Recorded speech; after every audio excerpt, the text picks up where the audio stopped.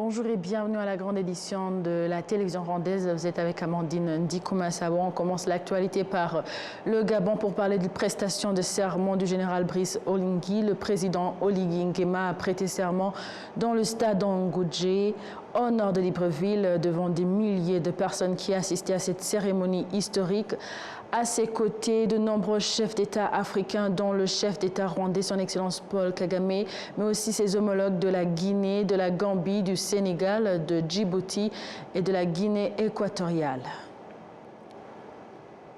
On revient ici pour parler des ONG qui ont indiqué aux députés que permettre aux adolescents d'accéder seuls aux services de planification familiale présente de réels avantages pour leur santé reproductive, alors que le projet de loi sur les services de santé est en cours d'examen. Suivons les détails. Un article du projet de loi sur la santé autorisant les jeunes de 15 ans et plus à accéder seuls aux services de planification familiale divise l'opinion. Certains l'appuient et d'autres le jugent inapproprié. Ni imwe muri solution ntabwo ntekereza ko ari we rizakemura ikibazo ariko icyo byakemura ni kimwe. C'est l'une des solutions. Je ne dis pas qu'elle résoudra entièrement le problème, mais selon moi, elle offrira un espace confidentiel où les enfants pourront s'exprimer librement avec un médecin. Cela ne réduira pas, peut-être, immédiatement toutes les grossesses, d'autant plus que les cas recensés ne présentent pas tout ce qui se passe en réalité. Mais d'un autre côté, on ignore même souvent l'identité des partenaires. Alors un tel espace confidentiel pourrait donc aider à comprendre ce que les enfants traversent et relever les défis. D'un côté, certains affirment que les parents doivent comprendre que l'enfant a également le droit de s'entretenir en toute confidentialité avec un médecin, tout comme toute autre personne. D'un autre côté, certains députés estiment que cela encouragerait les enfants à avoir des rapports sexuels précoces sans crainte, ce qui pourrait entraîner une augmentation des infections sexuellement transmissibles.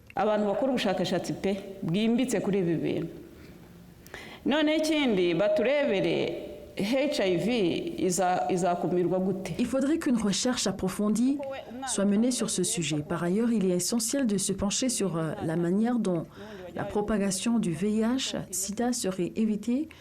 C'est une préoccupation majeure. Nous devons également tenir compte de nos valeurs et de notre histoire. Il n'est pas question d'adopter des modèles venus d'ailleurs où, à 18 ans, un enfant est considéré comme totalement indépendant et quitte sa famille pour vivre seul et se débrouiller.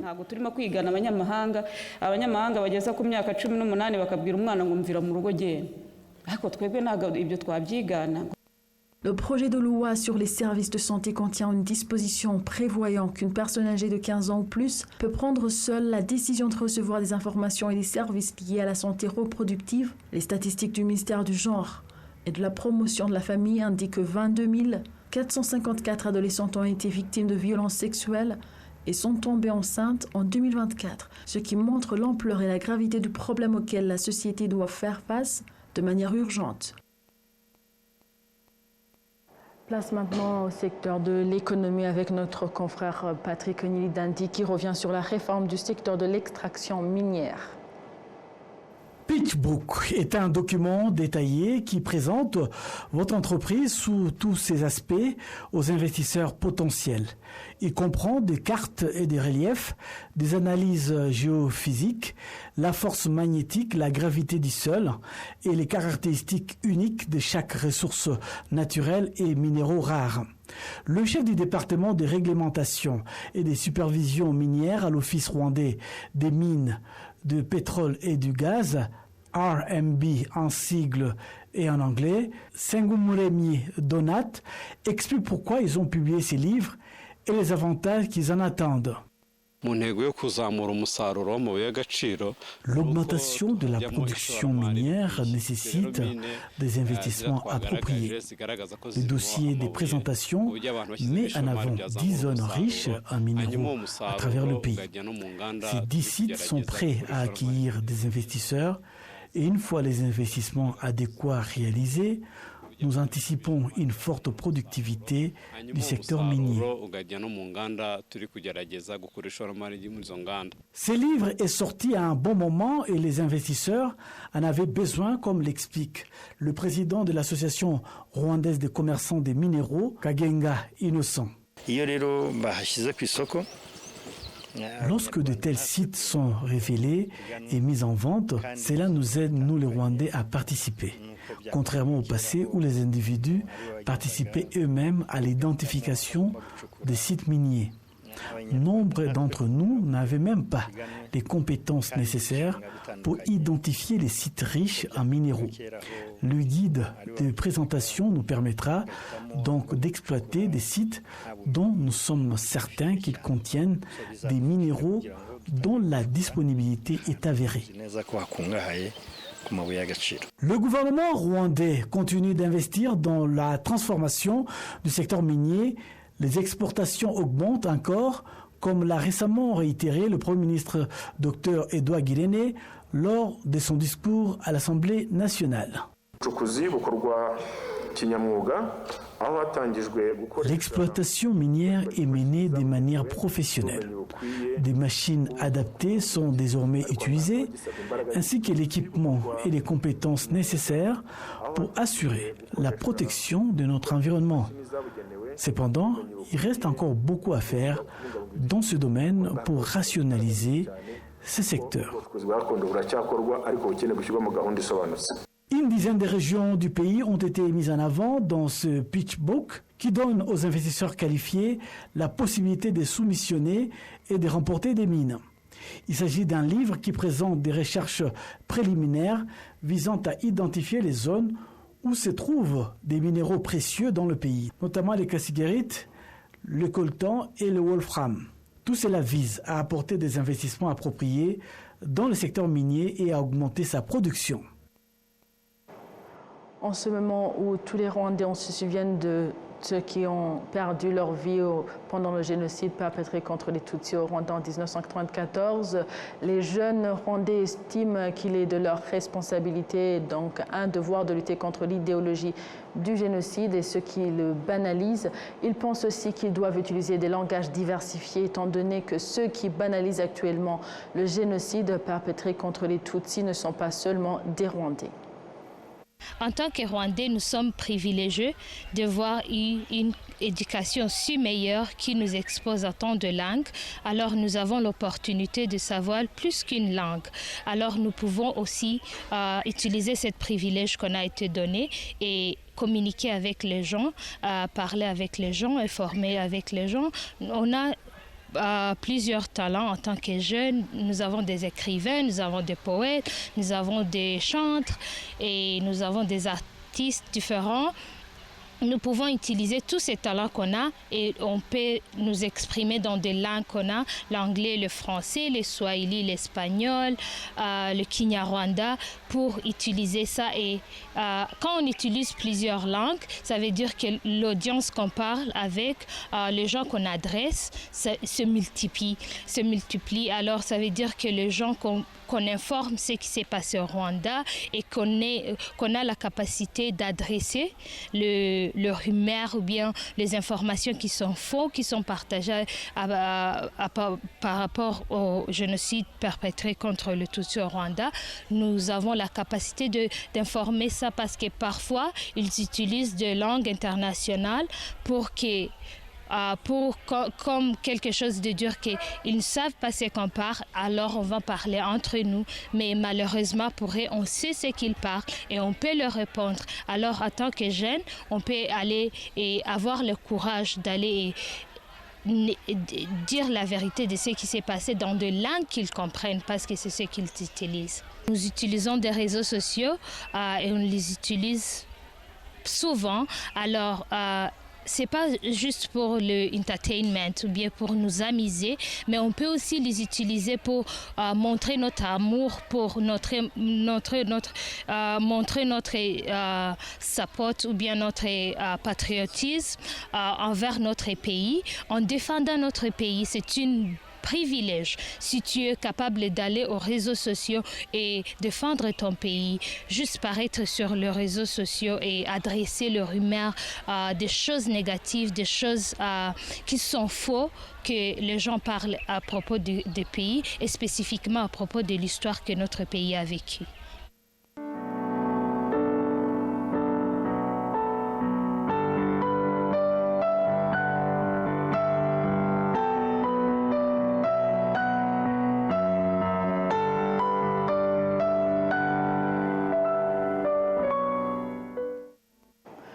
Le président du Sénat du Rwanda, Dr Kalinda François-Xavier, s'est joint aux habitants du secteur Tyanika en district de Nyamagabe lors d'une cérémonie de commémoration pour la 31e fois le génocide perpétré contre les Tutsis dans ce secteur de Tyanika en district de Nyamagabe.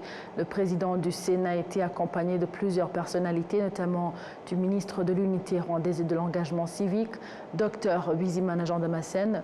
Au cours de cette cérémonie de commémoration, 53 corps qui avaient été laissés dans différents endroits ont pu bénéficier d'une sépulture décente. À Tyanika en 1994, les assassins avaient prémédité leur acte en commençant par assoiffer les victimes pour les affaiblir en coupant l'approvisionnement en eau potable.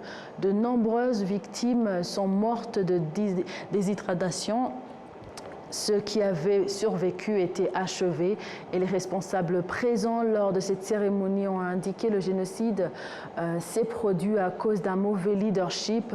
Il ne se reproduira pas grâce à un bon leadership actuel. Le mémorial du génocide de Tyanika abrite les corps de plus de 40 000 Tutsis. On continue dans le même angle d'idées. Les Rwandais continuent à se souvenir des leurs, donc les massacres lors du génocide perpétré contre les Tutsis au Rwanda en 1934. L'association Unity Club Intwaro Rumuri a organisé une cérémonie dans ce sens au mémorial du génocide des Tutsis de Nyamata en district de Bugesera. Le message de la présidente de Unity Club Intwaro Rumuri s'est exprimé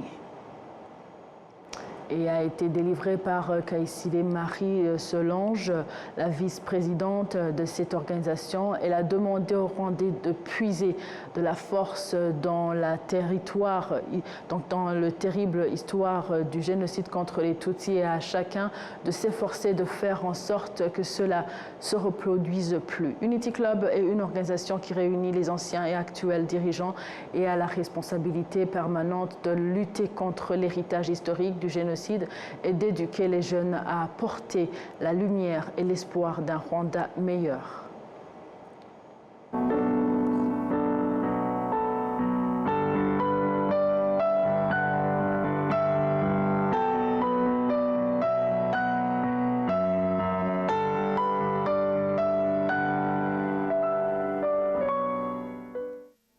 Continuons avec l'actualité pour parler des investisseurs dans le secteur hôtelier, principalement installés sur la colline de Rebero à Kigali, qui se réjouissent des infrastructures mises à leur disposition, ce qui a été un catalyseur de leur investissement dans le tourisme local, au point qu'ils se disent prêts à s'acquitter de la taxe de 3% récemment instaurée sur la valeur de chambre.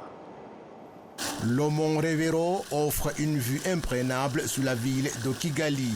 On y observe la présence de nombreux hôtels de différentes catégories rendus possibles grâce aux infrastructures telles que les routes, l'électricité, l'Internet et l'eau que le gouvernement y a installé. Certains investisseurs ayant placé du capital dans ces hôtels affirment être prêts à s'acquitter correctement de la taxe de 3% sur la valeur des chambres, estimant que le gouvernement a beaucoup investi pour rendre ce secteur attractif. Les 3% qu'on a instaurés sur le prix de la chambre ne sont pas applicables seulement au Rwanda, mais également dans d'autres pays.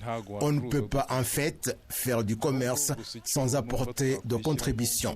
Ce que nous pouvons faire en tant que personnes qui sont dans le secteur, c'est fournir davantage d'efforts pour que cela se réalise et dans de bonnes conditions. S'il y a des belles choses comme ces convois, d'excellentes routes, toutes les infrastructures qui vous permettent d'avoir des clients, je ne vois pas comment on peut ne pas accepter de verser cette taxe. S'il y a instauration de la taxe de 3%, cela prouve que le secteur est en train de réaliser une excellente croissance. Cela montre que l'argent qu'on exige est disponible. Pour nous, cela ne fait rien de verser cette somme si on a gagné de l'argent. et nous la versons sachant ce à quoi cet argent sera utilisé et on sait que ce n'est pas inutile. Il y a des routes qui sont construites, des hôpitaux, des écoles et pour tout cela, si nous pouvons apporter notre contribution pour le développement du pays, c'est vraiment exaltant. Les statistiques de l'Institut national des statistiques au Rwanda révèlent que parmi les Rwandais qui sont sans emploi, les jeunes représentent 18%.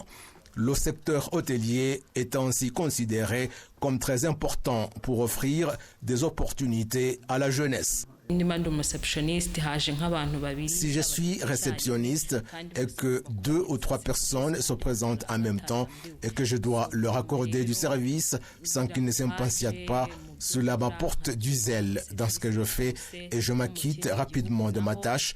Et je crois qu'ainsi, partout où je peux me rendre, dans d'autres pays, je pourrais m'en sortir sans problème, d'autant plus que je travaille avec des gens de différentes nationalités.